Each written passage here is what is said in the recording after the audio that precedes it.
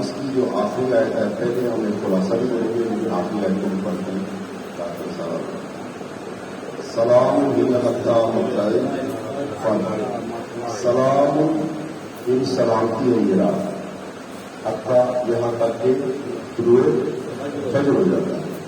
امید کرام سلام کی بہت اہمیت ہے، اور کہتے ہیں کہ حضرت ابراہیم علیہ السلام جب آگ میں ڈالے جا رہے تھے تو فرشتوں نے آ کے سلام کیا، یا نارو کوئی بدل و سلامتی ہو جائے، تو وہ سلام کی بدولت آتش مغرور جو حضرت ابراہیم کو ٹھنڈی ہوتی۔ تو اس طرح امت رسول خدا شب قدر کی رات جو آتی ہے، فرشتے ان پہ سلام کرتے ہیں، امام وقت پہ سلام کرتے ہیں، رسول خدا کو سلام کرتے ہیں۔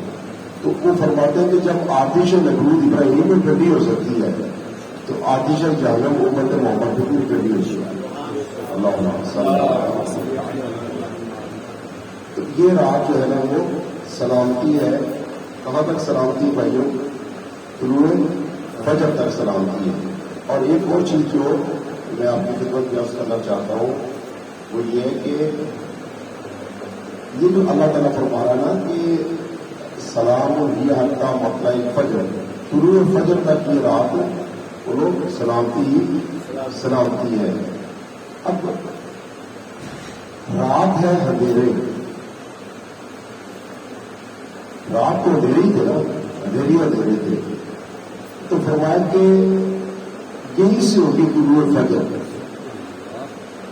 یہیں سے نکلے گی روشنی، تو مایوس نہیں ہونا۔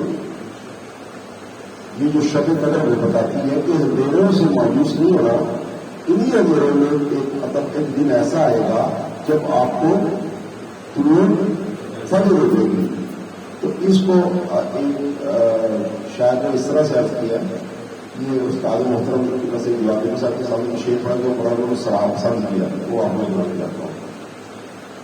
تو کہتے ہیں جب اپنا قافلہ عزم و یقین سے نکلے گا، لیلۃ القدر کا پیغام کہ رات جب عزم و یقین سے ہوگی، آپ عزم سے رات طے کر لو گے، جب اپنا قافلہ عزم و یقین سے نکلے گا، مجھے جہاں سے چاہیں گے رستہ وہیں سے نکلے گا۔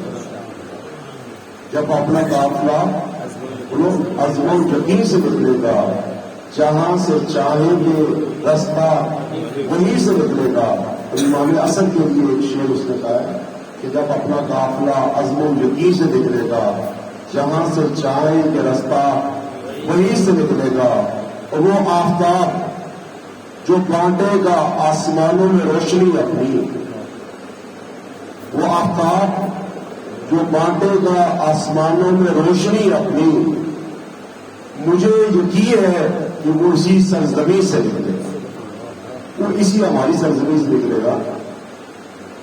اور آخری مصرع اس کا یہ ہے کہ اے وطن کی مٹی مجھے ایڑیاں رگڑنے دے، اے وطن کی مٹی، تو یہاں تو رات ہی رات ہے، یہاں تو کچھ نظر ہی نہیں آ رہا، ظلمت ہی ظلمت ہے، یہاں تو فرعونیت چھائی ہوئی ہے، لیکن اے وطن کی مٹی مجھے ایڑیاں رگڑنے دے، مجھے یقین ہے کہ چشمہ یہیں سے نکلے گا۔ وہ قوت الوسطیٰ کی شان کی جگہ کہ چشمہ یہیں سے نکلے گا۔ تو یہ شب قدر کے لیے ہے کہ اگر کوئی بندہ جاگ لیتا ہے اور شب قدر کو اس طرح سے مناتا ہے جیسے خدا نے کہا ہے، تو پھر مجھے یقین ہے کہ چشمہ یہیں سے نکلے گا۔ ہر وہ انسان جو کسی اعلیٰ منزل تک پہنچا ہے، اور جس کی طلوع فجر ہے، اس نے اس رات لیلۃ القدر منائی، ایک رات۔ اور جو ڈاکٹر ہے ایک رات بیٹھ کے اس نے طے کیا تھا، ایک رات اس کی لیلۃ القدر بھی تھی۔ وہ جو بزنس مین ہے اس نے بھی ایک رات بیٹھ کے طے کیا تھا۔ وہ جو ناکام ہے اس نے بھی ایک طے کیا تھا۔ تو یہ سب طلوع فجر جو ہے اللہ تعالیٰ نے فرمایا یہ ہوگے رہے گی، آپ رات کو اس کے مقدرات سے گزارو۔ تو بسم اللہ الرحمن الرحیم، انا انزلناہ فی لیلۃ القدر، ہم نے قرآن کو اتارا ہے لیلۃ القدر میں۔ یہ آیا کہاں سے ہے جو اترا ہے؟ کہ بھائی آیا کہاں سے ہے. یہ اصل میں تھا پہلے علم الہی میں، مشیت پروردگار میں، ایسا ہی ہے نا، پروردگار کے ارادوں میں تھا. اب آپ کی ایک ارادہ ہے، آپ کے علم میں ایک بات ہے، آپ کی مشیت میں ایک بات ہے. قیامت آ جائے مجھے پتہ نہیں چلے گا. آپ میرے جیسے ایک معمولی انسان ہے، لیکن بات آپ کے ارادے میں، آپ کے علم میں. قیامت بھی آ جائے، قیامت تک وہ مجھے بات پتا وہ نہیں لگ سکتی. تو وہ ایک چیز اللہ کے علم میں ہے، وہ بندے سے کیا چاہتا ہے، اس کی مشیت میں ہے کہ وہ کیا چاہتا ہے، اس کے ارادوں میں ہے نا، وہ پتہ ہی نہیں ہمیں. تو بھیا یہ بات جو چیز آپ کے علم میں ہے، بعض کا آپ ایسا ہوتا ہے کمپیوٹر پہ لکھ دیتے ہیں، اپنے پیپر پہ لکھ دیتے ہیں. تو آپ کے علم میں تھی، آپ نے مہربانی کی اپنی آرزو، اپنی خواہش، اپنا ارادے کو تحریر کر کے کس پہ، کاغذ پہ، کمپیوٹر پہ. کمپیوٹر سے وہ پرنٹ آؤٹ ہو جاتا ہے. پرنٹ آؤٹ ہونے کے بعد پبلک میں وہ نشر ہو جاتا ہے کہ جی حاجی صاحب یہ چاہتے ہیں، شیخ صاحب یہ چاہتے ہیں، شاہ صاحب یہ چاہتے ہیں. تو اب یہ اس کے برابر ہے. یہ ہر دفعہ ایک مزدور ہو گیا. پہلے تو پتہ ہی نہیں لگ سکتا تھا.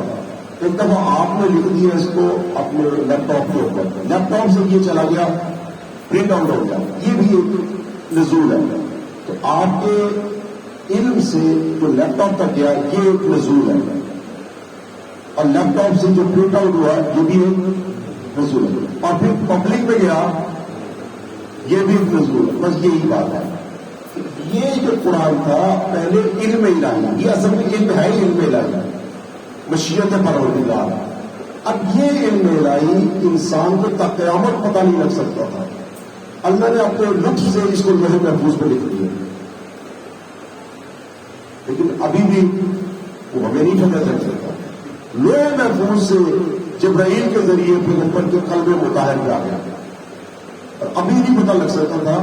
انزلنا الیک ذکر، اے نبی ہم نے آپ کو یہ ذکر دیا ہے لتبین للناس، تاکہ آپ لوگوں تک پہنچائیں ما نزل الیہم، جو لوگوں پہ اترنا تھا.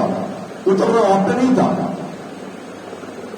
اترنا رسول پاک پہ نہیں تھا. ما نزل الیہم، جو لوگوں پہ اتر رہا تھا. وجہ کیا تھی رسول پاک پہ نہیں اتر رہا تھا؟ یہ اس کی مسئلت یہ ہے کہ وہ مشیت پروردگار کو پہلے ہی جانتے تھے. خدا چاہتا ہے بندے سے سچ بولے، نبی پہلے ہی سچ بولتے تھے. خدا چاہتا ہے بندے سے عبادت کرے، وہ پہلے ہی عبادت کرتے ہیں. خدا چاہتا ہے بندہ سخی ہو، دوسرا ہو، وہ پہلے ہی سخی تھے. تو جو خدا چاہتا تھا وہ بندے ویسے ہی تھے پہلے. تو مشیت پروردگار تو پہلے ہی ان کے پاس تھی، لیکن یہ نہیں تھی تو میرے جیسے جاہل کے پاس نہیں تھی. تو مشیت پروردگار سے میں محروم تھا، وہ نہیں تھے. تو اب اصل میں ایسا ہی ہے کہ اللہ تعالیٰ ہمارے محترم خدام اور انتظامیہ کو سلامت رکھے. اللہ تعالیٰ کا شکر ہے سبھی اچھے کھاتے پیتے لوگ ہیں کھاتے ہیں. اب ایک بندہ دیکھنے کے آ جاتا ہے، دیکھنے کے آ جاتا ہے کہ دیکھ مچھلی کو جو دیکھ آئے گی وہ کس کا حوالے کریں گے؟ انتظامیہ کے حوالے کریں گے. انتظامیہ تو کھاتی پیتی ہے، وہ تو کھاتے پیتے لوگ ہیں. اب ان طریقے حوالے ان کے لیے کس لیے؟ تاکہ وہ مومنین کو حوالے کرے، تاکہ وہ مومنین کو حوالے کرے. آئے گی ان کے پاس، لیکن ان کو اس کی ضرورت نہیں ہے. یہ آیا نبی تو عالم کے پاس ہے، قرآن آیا اہل بیت کے پاس ہے، لیکن ان کو اس کی ضرورت نہیں ہے. قرآن پاک کہتا ہے، میں نہیں کہتا. قرآن پاک کہتا ہے نزلنا الیک الذکر، یا انزلنا الیک الذکر، ہم نے آپ کے ذکر کو نازل کیا ہے. لتبین للناس، تاکہ آپ لوگوں کو بتائیں ما نزل، جو ان کے اوپر نازل ہونا تھا. نازل ان کے اوپر ہونا تھا، لیکن براہ راست ان پہ کیوں نہیں ہو گیا؟ یہ ویسے ہی ہے کہ سب لوگوں کو دیکھ لیں کہ سیدھا مومن کے حوالے کر دیں. وہ جیسے آٹا تقسیم ہوتا ہے نا، وہ پھر حال ہوگا مساجد کا. ہاں پھر وہ ایسے ہم کو حال ہوگا جو یعنی تو نظم ضبط نہیں ہوگا، خوبصورتی نہیں ہوگی، کوئی بھی پرانی نہیں ہوگی نا. تو امانت دار لوگ ڈھونڈنے پڑتے ہیں کہ وہ لوگ جنہیں اپنا لالچ نہ ہو، امانت دار جو مس یوز نہ کرے، ان کے حوالے امانتیں کی جاتی ہیں، وہ پھر آگے حوالے آتے ہیں۔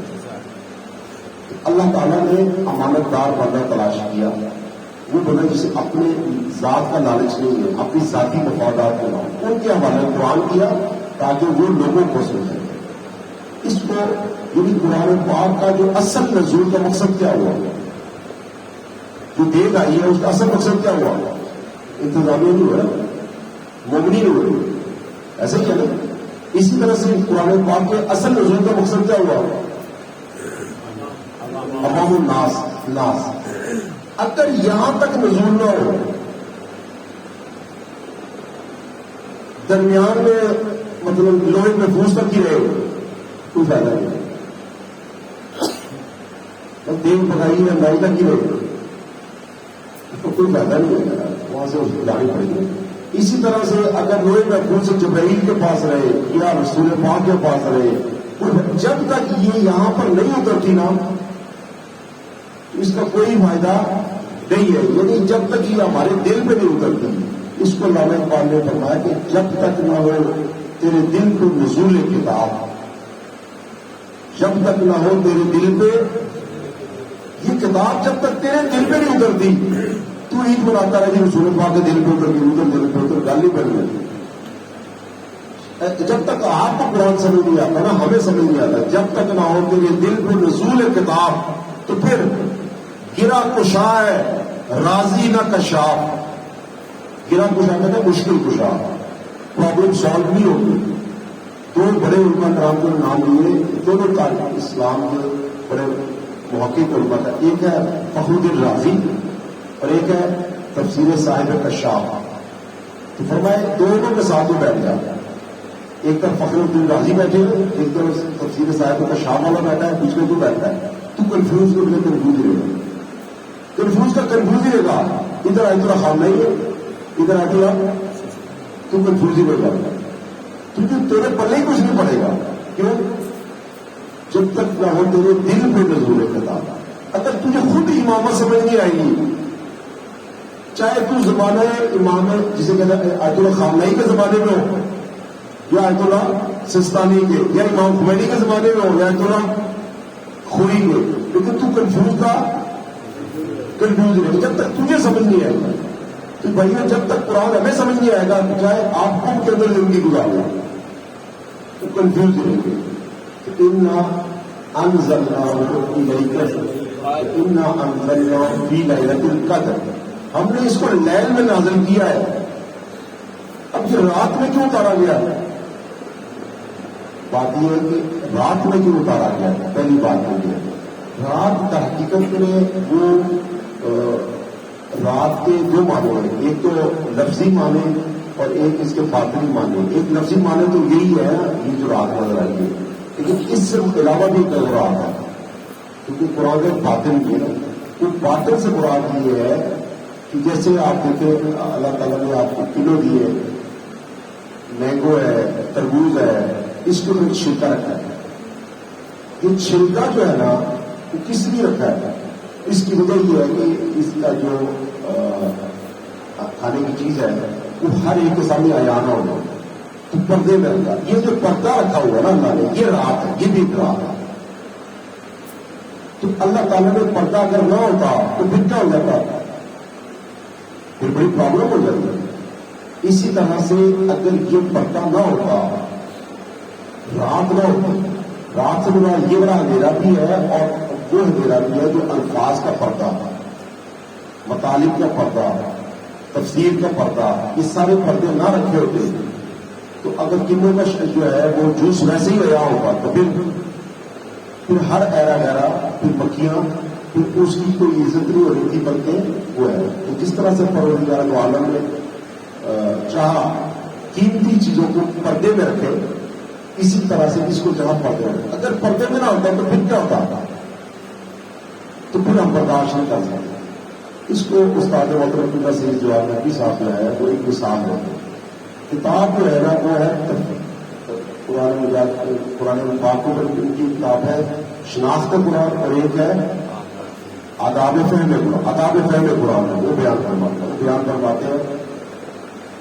ملا رومی کا واقعہ بیان کرواتے ہیں.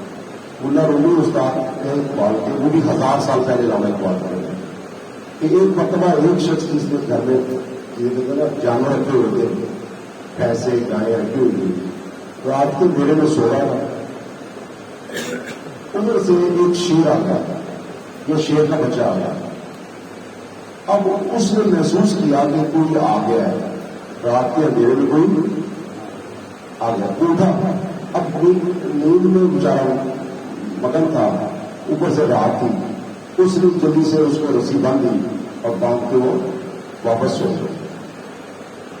صبح اٹھ کے دیکھا تو شیر، صبح اٹھ کے دیکھا تو شیر، اس کی تو جناب اسے بخار کر لیا. اسی خیال کے ساتھ کہ او ہو اگر یہ بند کچھ ہو جاتا تو پھر کیوں ہونا چاہیے، تو رب جانے تو جانے وہ اسی میں اس کو ان کا نکلا ہو. تو فرمایا کہ اتنی بڑی اس نے اتنا بڑا کام کیا، لیکن وہ کرا گئے اسے رات کا اندھیرا. اتنی بڑی عظمت والی چیز ہے یہ قرآن کہ لو انزلنا هذا القرآن علی جبل، اگر یہ پہاڑ پہ نازل ہوتا تو آپ دیکھتے کہ پہاڑ ریزہ ہو جاتا، اس کو ہم اپنے پاس لے آتے ہیں. لیکن بھائیو ہمارے کچھ بھی نہیں ہوتا. وجہ کیا ہے؟ اگر معرفت ہوتی تو بندہ کب کا اس کے لیے پرواز کر لیا. وجہ یہ اس کے اندر اندھیروں میں ہے. اگر یہ اندھیروں میں نہ ہوتا تو کئی بات ہوتی. تو جس طرح سے اللہ نے شربت کو چھلکوں میں رکھا، دھولن کو پردے میں رکھا، اسی طرح سے اللہ نے قرآن کے مطالب کو پردوں میں رکھا. ان میں سے الفاظ کا پردہ، تفسیر کا پردہ، دوسری چیزوں کا پردہ رکھا ہے. اب ہمارے لیے ہے کہ یہ آ تو گیا ہے لیکن پردے ہم نے خود اتار دیں. اب ہماری مرضی ہے، چاہے ساری زندگی پردے میں رہنے دیں، چاہے اس کو اتار دیں. حضرت یونس علیہ السلام جب مچھلی کے پیٹ میں گئے تو اس میں ہے کہ 3 ظلمات، فی ظلمات ثلاث. پہلی ظلمت تو یہ کہ رات تھی، دوسرا سمندر کا دے رہا ہے نا، پانی کے نیچے بھی دے رہا ہے، تیسرا مچھلی کا پیٹ ہے اس میں بھی دے رہا ہے. تو ظلمت کے اندر ہے یونس، تو ان کی ذمہ داری کیا ہے کہ پردوں کو چاک کرے. پردے چاک کریں گے تو پھر اجالا میں آئے گا باہر. اب قرآن پاک ہمارے پاس ہے، یہ تمہیں فجر ہوگا کب؟ جب ہم ظلمتیں چاک کر دیں گے، اندھیرے چاک کر دیں گے. جب کوئی ہم جو ہے نا چیز انزلنا فی لیلۃ القدر، جب کچھ طے کریں گے دین کے لیے کہ بھئی ہم نے یہ کرنا ہے تو پردے چاک ہوں گے. اور جب ہم طے ہی نہیں کریں گے، ادھر نماز پڑھی، پھر اگلی نماز، پھر دوسری نماز، پھر نماز آ گیا پھر نماز، ایک نماز کرو وہ دوسری نماز لے انتظار کرنے لگ گیا. وہ بھائی کچھ طے ہی نہیں کرو گے. وہ بندہ پہلے صبح سے 5 نمازیں پڑھے گا، سارا دن نمازیں پڑھتے رہے، وہ ایک جسے کہتے ہیں نا فارمسٹ نہیں بن سکتا ساری زندگی. وہ ایک چوکیدار نہیں بن سکتا، کچھ نہیں بن سکتا، ایک اکاؤنٹنٹ نہیں بن سکتا. کب تک؟ جب تک وہ طے نہیں کرے گا. تو بھائیو یہ بات ہمیں بار بار لائلۃ القدر بتاتی ہے، انا انزلناہ فی لیلۃ القدر، کہ رات کے اندھیروں میں قرآن اترا ہے نبی کے دل پہ، لیکن یہاں تک نہیں رہنا، آنا ہے مومن کے دل پہ، لیکن مومن کو ٹائم ہی نہیں. تو پھر ليلۃ القدر کی نہیں کر لو گے. ليلۃ القدر تو یہی تھی کہ ڈیٹ آئی تھی کس کے لیے؟ مومن کے لیے. لیکن مومن کا پیٹ بھرا ہے، انہوں نے خواب بھی دوسرے طرح لیا تو فائدہ کیا ہوا؟ انتظامیہ تو پہلے ہی ہوتی تھی. جس کے لیے آئی تھی انہیں فضول باتیں، فضول چیزیں کھا لی ہیں، تو پھر وہ تو واپس نہیں دے رہے. تو قرآن کو تو پھر واپس نہیں دو. اس سے بھی بہت سے استاد مطلب فرماتے ہیں کہ اللہ نے تو اتارا جبرائیل کو پھر لے جائے، بہت سے علماء کوشش کریں واپس لے جائیں، وہ واپس جا لے جائیں لوگ نہیں. تو ہم بھی اگر رویہ ایسا اپنائیں گے کہ کتاب کھولیں گے نہیں، اس کا مطلب ہے کہ اسے واپس دے دیں. انا انزلنا فی لیلہ میں ہے، لیکن لیلہ میں جب طے کریں گے تو قدر بنے گی، یہ تو ظلمت بن جائے گی. وما ادراک، اور عظمتوں کا راز اللہ کے علاوہ پتہ ہی کسی کو نہیں ہے. وہ بتاتا ہے کہ ایک رات میں تو عرش الہی تک کیسے جا سکتے ہیں. لیکن اگر ہم خود جاتے رہے تو ہزاروں سال بھی جاتے رہے نہیں جا سکتے. وہ بتاتا ہے کہ وہ چیز جسے تم مشکل سمجھتے ہو لمحے میں کیسے طے ہوتی ہے. ایک لمحے میں انسان خدا تک جا سکتا ہے, ایک رات میں جا سکتا ہے, وہ اس ملتا ہے کہ وہ ماں ادراکا ماں لیلۃ القدر. لیلۃ القدر بولو خیر من الف شہر. یہ 1000 مہینوں سے بہتر ہے. کیسے 1000 مہینوں سے بہتر ہے؟ اس کو جملہ میں یہ سے پڑھ دیتا ہوں. وہ فرماتے ہیں کہ ہاں جس میں تقدیر طے ہوئے, کہتے ہیں جن لمحات میں ہماری سرنوشت کا تعین ہونا ہو اس میں سونا مناسب نہیں ہے, اور ہر چیز سے غفلت بے خبر رہنا وہاں صحیح نہیں ہے. کیونکہ قرآن پاک ایک ہماری تقدیر ساز کتاب ہے. اس رات ہماری تقدیر طے ہوتی ہے, اس لیے یہ رات 1000 مہینوں سے افضل ہے. وہ مامار جب وہ سوچتا ہے تو اس کی یہ سوچ اگر ویسے ہی نہ کرے بناتا رہے تو کبھی بھی برج خلیفہ نہیں بن سکتا. لیکن اس نے سوچا تو یہ بنا نا. وہ جو عجوبہ عمارتیں بنائی ہیں دبئی کے اندر پوری دنیا میں ایسی نہیں ہے. تو وجہ کیا ہے؟ بڑے بڑے جو کام کیے انہوں نے وہ سوچ میں کیے. تو سوچ اگر آئے گی بندے میں تو انقلاب اسلامی ایران آئے گا. تو سوچ نہیں آئے گی نہ پاکستان بنتا نہ وہ بات. تو یہ ہے لیلۃ القدر خیر من الف شہر.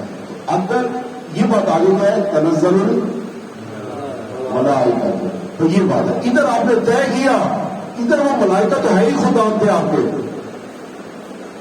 وہ تو ہے ہی خادم تھے آپ کے. آپ نے انسان میں ہونے کا حق ادا کر دیا نا, تو تنزل الملائکہ تو وہ ساری مخلوق جو آپ اشرف المخلوقات ہے نا. مقصد آپ کے لیے ہے, یہ زمین تیرے لیے ہے, یہ آسمان تیرے لیے ہے. تو نہیں ہے جہاں کے لیے, جہاں تیرے لیے. یہ ساری کائنات غلام ہے انسان کی, خادم ہے انسان کی. یہ سورج اٹھ کے صبح صبح انسان کی خدمت کرتا ہے. وہ روٹی کا لقمہ ہم نے لینا ہے, یہ سورج اٹھ کے اسے پکاتا ہے.